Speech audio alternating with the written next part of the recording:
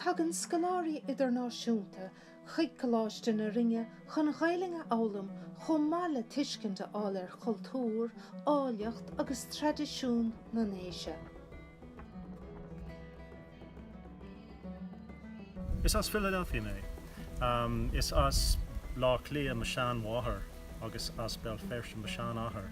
Agus for mé ma pass Erenach, is Serenach Erenach mé inis. Ja mé Niléon focail Erenach agam, caithí mé Gaeilge a ólam. Leis go deas an leomh, píosa beag oibre a dhéanamh. An réir se Gaeilge a bhaineann le bia agus teach agus an folklór a bhain leis. Agus beidir ibre héann sin is smá an tanda abarí sé. Mar a hálíonn sé tá cúig rang dhifriúla arsúla goinge seo sa coláiste rang do thosathóirí ar fad nach bhfuil éon Gaeilge acu nó fíormheagán Gaeilge acu. An son tá rangan arsúil donna gcuoine le fíormheagán Gaeilge agus son daoine meanacha tá rang an dóibh siúd agus na daoine tá lífas atanga agus tá go leor díobh siúd an seo atá lífas a Gaeilge agus chuireadh sé dlundar ar do chrí éisteachló agus leabhartló. Siobhána sanam dom as Gaeilge, Joanne Golden as Berla, is as Boston mé, is mearchanach mé, is daldan na Gaeilge mé I gláiste na Rinne. Seo an tríomh bliain dom an seo. Ní bháin bhfuil an tanga acu, but tá ceol na hhéireanna acu, tá áráníocht acu, agus is iontu just éisteachló I canan na nárán, agus I canna árán a bhaine leis an áiteach. So tas nóí dig go hasach, do bhí sa lábart láirige. Bhí fian is punch ar chlár.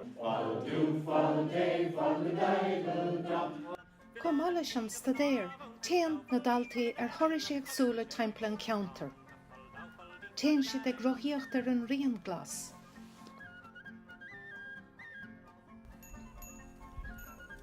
Brunch gumsa, chocos, twister.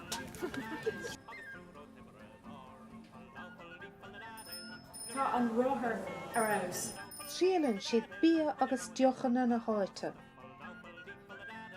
Yeah, it's brálam an cuasa, tá sé go thugtáil gur fád. Láistir cultúr agus nósanna na héireann nuair a héann siad chuig ionad starúla cosúla Hileán Spíocha agus Drom Annig. Then that got dragged on into the Civil War time, and so we've been through 100.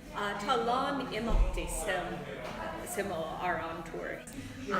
Inú tá muidir an farm caiise muidir an túras bia. Janet sé déoxide carbón agus alcohol. Tá sé inta deas le caiis, bhí sé anhlas. Mús glítear sim na Scoláirí Idirnáisiúnta seo sa cheol sna raincí Gaeilgeacha agus is sean nósanna an Gael I gcuitne. Is príomhide ar na cuasaí seo mé, agus déanam cinnte bhfuil múntóirí ar fáilt, agus go bhfuil riachna sí, go bhfuil freastal ar na riachna sí atá ag na hiarrthóirí seo. Atá hansa chun a bheith báite satanga, agus tá an méid sin spéise go habhain, agus ní mórdumsa cintú go bhain siad luach pe airgid a thugadar ar an gcúrsa.